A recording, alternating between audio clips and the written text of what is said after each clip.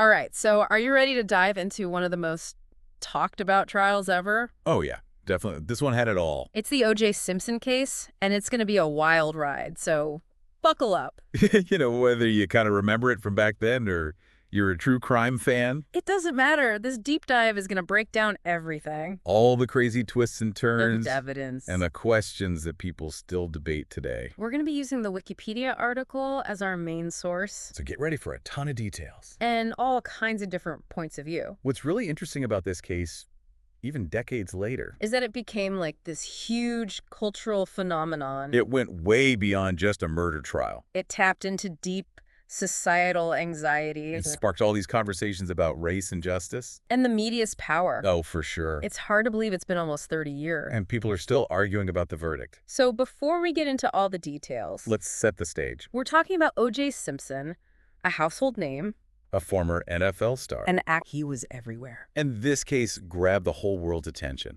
Because it involved the murder of his ex-wife, Nicole Brown Simpson. And her friend Ron Goldman. A truly shocking crime. That happened on June 12, 1994. Right outside Nicole's condo in Brentwood, L.A., Simpson was charged with 2 counts of first-degree murder. which is a super serious charge. But after this long trial, the verdict came back on October 3, 1995, Not guilty. and that's when things really exploded, The public was totally split, with reactions often falling along racial lines. which really brought to light the tensions that already existed in L.A. at the time. Okay, so the public's divided, the verdict is in. But what exactly was the evidence that the prosecution used? They built their case on what they called a trail of blood. Linking Simpson to the crime scene, They also presented DNA evidence and brought up a history of domestic violence. to try and establish a motive. Makes sense. But the defense had a totally different plan. Oh yeah, they went a completely different route, They wanted to challenge the DNA evidence. saying that the police messed up That evidence was contaminated. and raising doubts about the prosecution's timeline. So how do you even go about challenging something like DNA evidence? I mean, it seems pretty scientific and straightforward. Right. They focused on a couple of key things. Like what? First, they really went after the chain of custody, Okay. suggesting that the way the LAPD handled the DNA samples could have caused contamination. Interesting. They brought in expert witnesses who said there might have been errors in the lab procedures. Oh, wow. So basically trying to cast doubt on whether the results could really be trusted. Well, they were trying to poke holes in the prosecution's case. Yeah, exactly. And speaking of holes, There were definitely some specific pieces of evidence that everyone was talking about at the time, the most famous one, of course being the bloody glove, found both at the crime scene. and on Simpson's property. Right, and that glove became like the center of attention during the trial. Yeah, the prosecution said it directly linked Simpson to the murders. But the defense claimed it was planted there. Then there was the crazy white Bronco chase. Oh man, I remember watching that live on TV. It was wild. And that chase ended with Simpson getting arrested And the Bronco itself became a piece of evidence. because it had blood from both victims inside. Exactly. Okay, so I've got the glove, the Bronco, And then you've got the DNA evidence, which seemed pretty bad for Simpson. showing matches to him at multiple spots. But like you said, the defense tried really hard to undermine that evidence. Oh yeah, they really went after it. And in addition to directly challenging the DNA, They also focused on other forensic evidence, like hair and fiber analysis. which the prosecution was using to connect Simpson to the victims in the crime scene. Right. But the defense countered by saying that these analyses weren't as foolproof as DNA testing. And could be open to interpretation. Exactly. So they were trying to create doubt about any physical evidence the prosecution brought up. And then there's the whole thing with the Bruno Malagli shoes. Yes, that was a detail that came out later in the trial. So Simpson had originally said he didn't own that specific type of shoe. But then photographs popped up, showing him wearing them. Oh, man, really? Yeah, the prosecution used that to argue he was lying. And trying to hide his link to the crime scene. Right. Wow, so much drama. It was like a movie unfolding in real time, And we can't forget that this was a super public trial. televised for everyone to see, It captivated the whole nation. and basically turned into this massive media spectacle. Absolutely. It was one of the first trials to be broadcasted so widely. And the constant coverage and analysis. Had a huge impact on what the public thought. And, of course, there were some really major figures involved in this whole legal drama. Oh, yeah, some big personalities. Tell me about them. So first you had Judge Lanciano running the show, Okay. and he actually faced a lot of criticism For what? for how he handled all the media frenzy around the case. Ah, I see. People said he let the trial become too much like a circus. Interesting. So he was under fire from the get-go. Yeah, pretty much. And then you have Marcia Clark, the lead prosecutor. Right. And she, unfortunately, faced a lot of scrutiny for her appearance and how she acted. It was a different time back then. I guess so. Women in powerful legal positions were judged way more harshly. That's true. Clark was constantly getting comments about her clothes, her hair, Wow, really? even her facial expressions. It's just wrong. It's something you rarely see these days, thankfully. Yeah, that's a good thing. It's unfortunate that she had to deal with that. Totally agree. Then on the defense side, you've got Johnny Cochran, The lead defense attorney known for his charisma. and powerful presence in the courtroom. Oh, he was captivating. He became a celebrity himself. He was a master at communicating Yeah, he was. and knew exactly how to connect with the jury. I bet. Cochran delivered some of the most memorable lines of the trial, including the famous, "If it doesn't fit, you must acquit" line. Ah, yes, referring to that bloody glove. Right. That line became iconic. It really seemed to sway a lot of people. It did. Cochran was incredibly good at framing the story. And creating that doubt in the minds of the jurors. Exactly. And then there's Mark Furman. To the LAPD detective who found the glove. Right. His testimony became super controversial Why is that? because he admitted to using racial slurs. Whoa. And that revelation really tarnished the LAPD's investigation. And became major turning point in the trial. It was a big deal. So how did this affect the prosecution's case? Well, it really played into the defense's strategy, Which was? portraying the LAPD as corrupt and biased against Simpson. Oh, I see. They argue that Furman's racism might have motivated him to plant evidence. Or tamper with the crime scene. It's possible. That's a huge blow to the prosecution's credibility. It really is. It makes you wonder how the trial would have gone without that whole thing coming out. It's hard to say for sure. But Furman's testimony definitely changed the focus of the trial. And created a ton of doubt in the minds of those jurors. It's crazy how one piece of information can totally change how a case unfolds. It really is.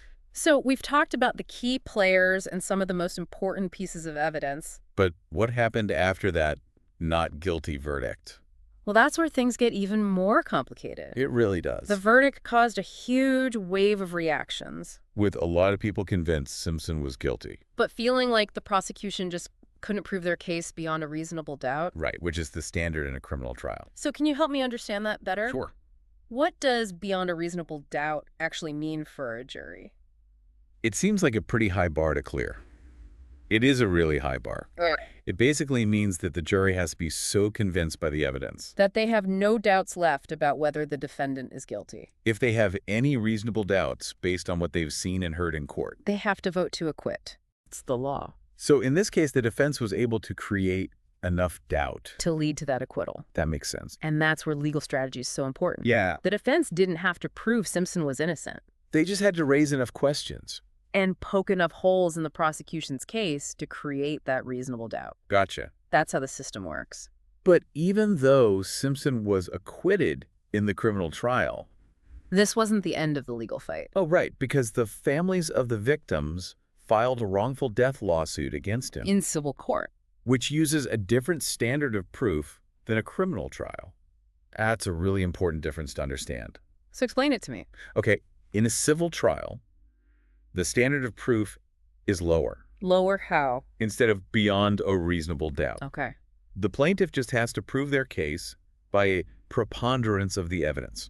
What does that mean exactly? It means it's more likely than not that the defendant is responsible for the harm that was caused. Interesting. So it's a lower bar to clear. So in the civil trial, Simpson was found liable for the deaths of Goldman and Brown. and he was ordered to pay damages to their families. Exactly. And that really shows the difference between these two types of trials. It does. Even though he was acquitted of murder, He was still held responsible in civil court.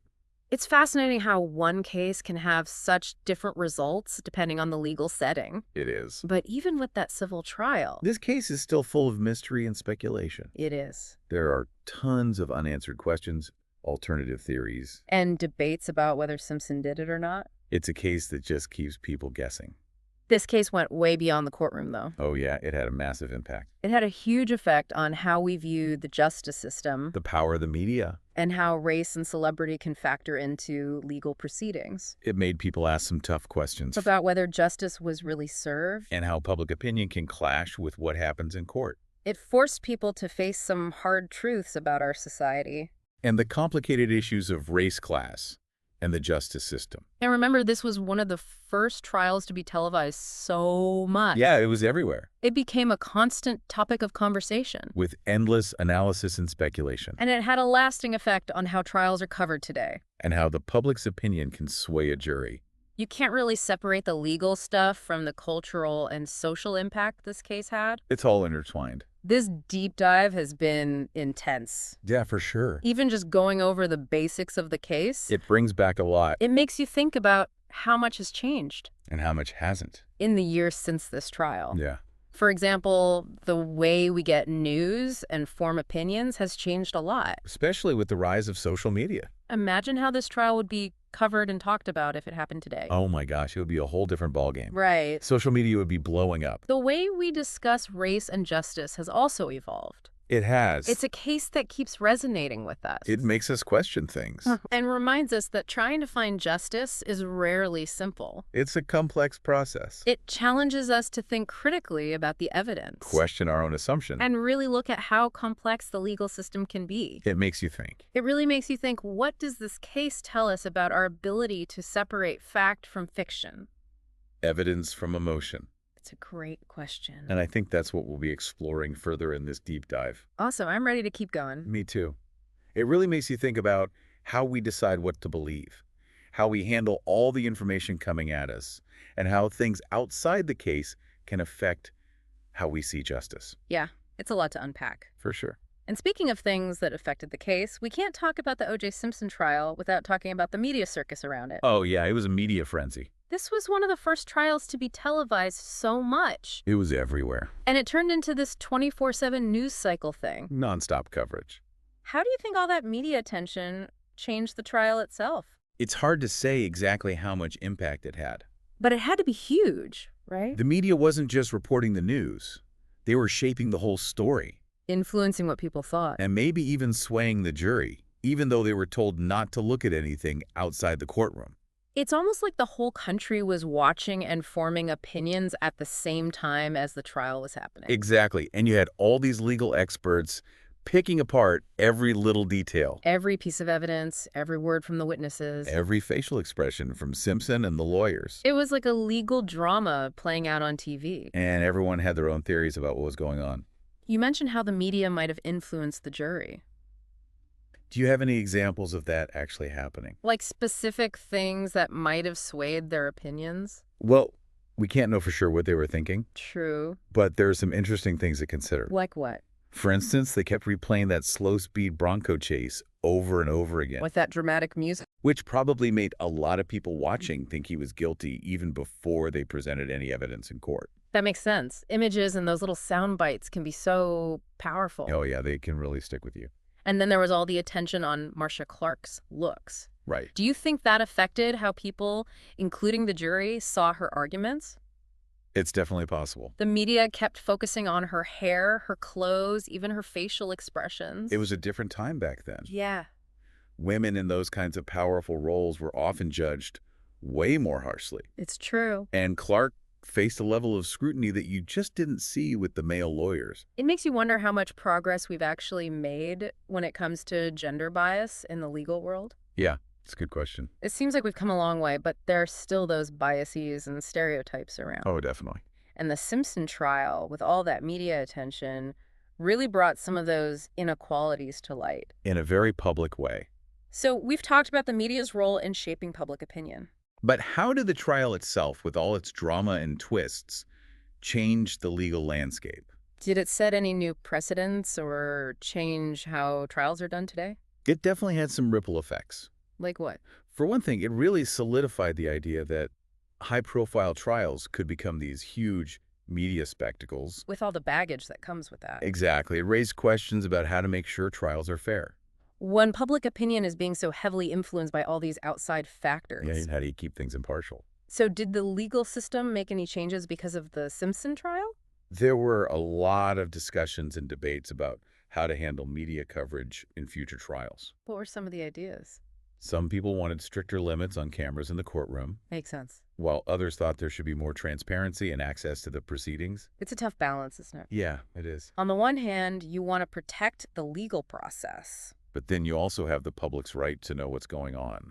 It's complicated with no easy answer. But the Simpson trial definitely forced the legal system to really deal with those challenges. It also brought up the issue of race and the justice system in a big way. It did. The racial makeup of the jury, the racial dynamics of the legal teams, and the public's divided reactions along racial lines. All of it highlighted the deep inequalities that existed back then. And still exists today. Unfortunately, yeah. It's impossible to separate this case from its social and historical context. It happened just a few years after the Rodney King beating and the LA riots, Right. which really showed the deep racial tensions in the city. So how did those events and those existing tensions play into the Simpson trial? They created this atmosphere of mistrust and skepticism, especially towards the LAPD. Particularly within the Black community, Yeah, a lot of Black Americans saw the Simpson case through the lens of their own experiences with racial profiling, police brutality. and a justice system that often felt stacked against them. So even though the trial was about a specific crime, It became a symbol of these much bigger issues in society. it's kind of amazing how one trial could spark such a big national conversation about race and justice. It really is. It shows just how deep-rooted these issues are. How they affect our legal system, our media, and our everyday lives. The Simpson trial was like a wake-up call. A reminder that we still have a long way to go to fix these inequalities. It's an ongoing process for sure. It's been almost 30 years since the verdict. And we're still dealing with many of the same problems. It's true. How do you think the O.J. Simpson trial still affects us today? I think it still fascinates us for a few reasons. Like what? First, it's just a really dramatic story with lots of intrigue and unanswered questions. It's like a classic whodunit. Exactly. But beyond that, it's like a time capsule. Of a specific moment in American history. When the country was really divided about race. When the media was changing like crazy. And when the internet was just starting to become this powerful force for information and misinformation. It's like a snapshot of a turning point in our culture. Right. And while some things have changed since then, a lot of the underlying issues are still the same. Like what? We still see racial disparities in the justice system. The media still shapes how we see events. And we're still trying to figure out how to handle this world where we're bombarded with information all the time. That's a lot to process. This deep dive has really shown how complex the O.J. Simpson case is. It really has. It's not just about a murder trial. It's about race, media, celebrity. And how our justice system has changed over time. It's about how we as individuals and as a society process information, form opinions. And try to understand what justice really means. It's a case that still makes us think critically about the world around us. It challenges our assumptions for sure. And maybe most importantly, it reminds us that trying to find truth and justice is a constant process. It's something we have to keep working at. It requires constant attention, self-reflection. And a willingness to face those uncomfortable truths. This deep dive has been incredibly insightful. It has been. Before we wrap up, I'm curious to get your recommendations. Sure. What resources or other things would you suggest to our listener if they want to learn more about the O.J. Simpson case and its impact? There are so many great resources out there. It's amazing how this case, even after all this time, it still gets people talking and debating. It really does. It makes you think about like what truth really is. And how we can see things so differently. Especially with a case this big and this emotional. Absolutely. It challenges us to think about how we come to our own conclusions, how we weigh the evidence, and how we deal with the fact that sometimes there just aren't any easy answers or clear solutions. It's like even with all the evidence, all the testimonies, all the media coverage, there's still this feeling of like, we don't really know. Right. It makes you wonder if we can ever really know for sure what happened that night. And that's part of what makes it so fascinating and so frustrating at the same time. Yeah, it really is. It's a story that's hard to put into a neat little box. It's like a puzzle with missing pieces. Exactly. Yeah. And it makes us face the limits of what we can actually understand. We've talked a lot about the big picture stuff, you know, the impact on the media, race relations, the legal system. Right. But I'm curious what you think this case says about us as people. On a more individual level. Yeah, like what does it tell us about our ability to believe and doubt and try to find meaning? That's a great question. I think it shows a lot about how much we need to make sense of the world. Even when we don't have all the information or we're hearing conflicting We want stories, things to be resolved. We want closure. We want order. especially when dealing with something as awful as murder. Exactly. So when there isn't a definite answer, a clear verdict that everyone agrees on, We try to fill in the blanks ourselves. we come up with our own stories, our own interpretations based on what we already believe and what we've experienced. Exactly. We become like amateur detectives going through the evidence, weighing the different arguments, and ultimately making our own judgments. And a lot of times those judgments are affected by things that have nothing to do with the legal facts. It's true. Our personal biases, our emotions, our own sense of what's fair, it all plays a part in how we see a case like this. It reminds us that justice, or at least how we see justice, isn't always so black and white. It's not. There are those gray areas, uncertainties, and complexities that you can't always wrap up neatly in a courtroom. That's right. And the O.J. Simpson case, with its split verdict, its unanswered questions, and its ongoing legacy, it forces us to look at those gray areas. To accept that sometimes the truth is hard to find. And that trying to find justice is more like a journey than a destination. This deep dive has been really eye-opening. It really has. We've gone over the facts, the legal battles, the media craziness. And the wider impact on society. But I think the biggest takeaway for me is that the O.J. Simpson trial wasn't just about one guy or one crime. It was a reflection of us. Of our culture, our values, and our struggle to understand what justice, truth, and human nature really are. Couldn't have said it better myself. It was like this big cultural moment that forced us to look at some uncomfortable truths about ourselves and the world we live in. It did. And those conversations, those reflections are just as important today as they were back then. For sure.